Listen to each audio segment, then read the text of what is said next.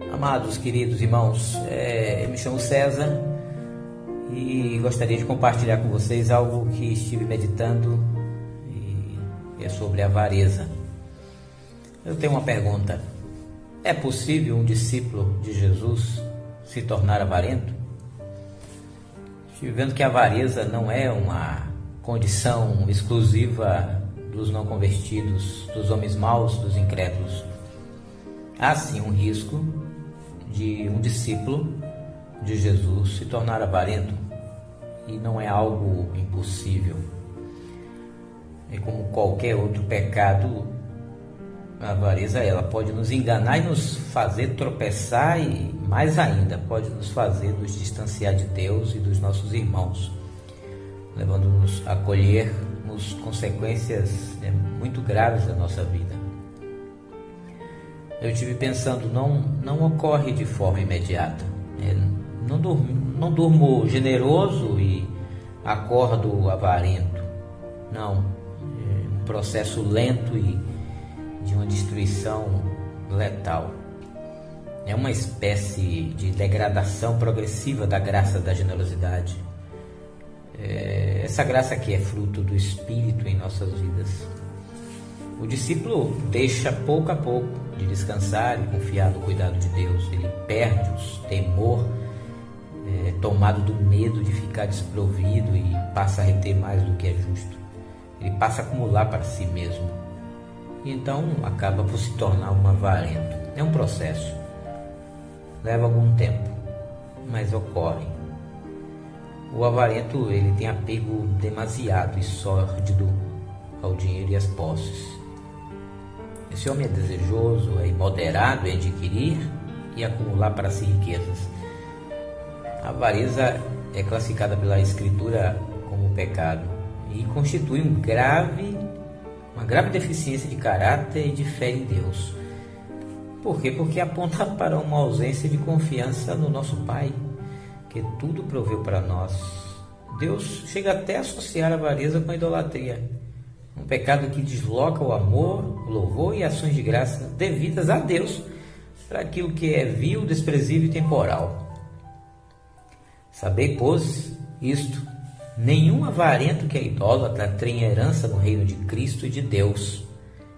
Ninguém pode servir a dois senhores, porque ou há de aborrecer-se de um e amar ao outro, ou se devotará a um e desprezará o outro. Não podeis servir a Deus e as riquezas. A avareza abriga a falsa segurança do homem no seu esforço pessoal, nos seus recursos e poder, na sua capacidade de ganhar, de guardar.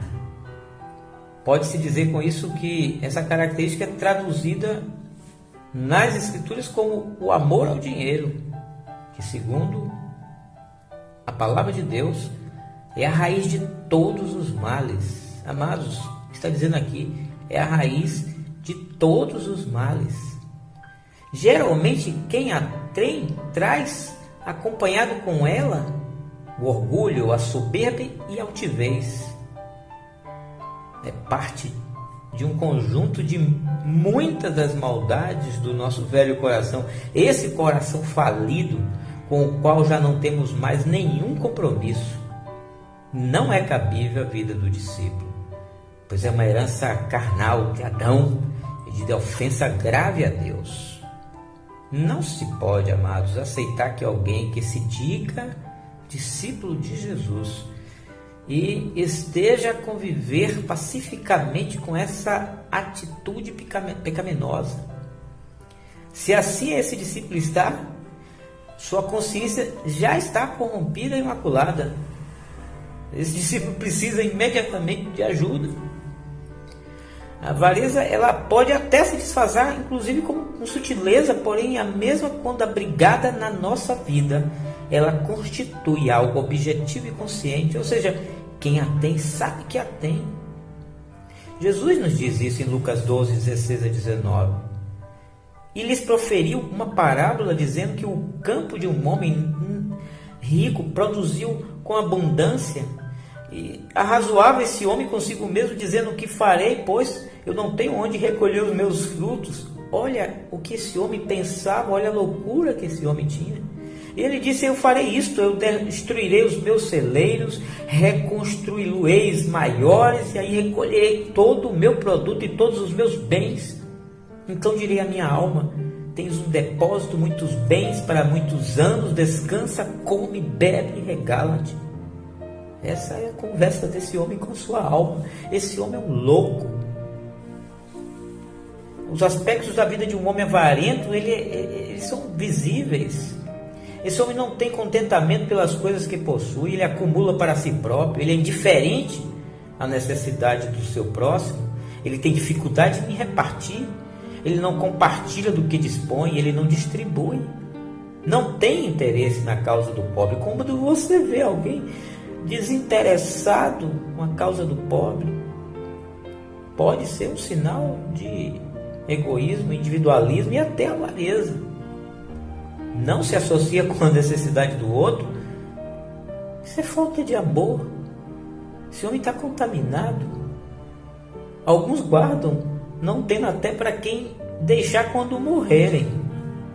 Outros até podem estar contribuindo com alguma soma, mas, amados, pode ser por trás disso um disfarce da sua maldade, em alguns casos até para não ser identificado.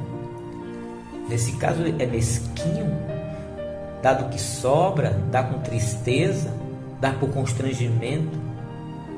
O coração do avarento, ele constitui em parte do medo de retirar do que possui. Ele pensa assim: se eu tirar eu vou empobrecer, eu vou ficar sem nada. Ele fica com medo de ficar com menos, com receios das dificuldades que o cerca, que o acumula e acumula para si. Amados, a verdade é que todos nós trazemos em nossa velha natureza essa herança de Adão, essa predisposição em reter mais do que é justo.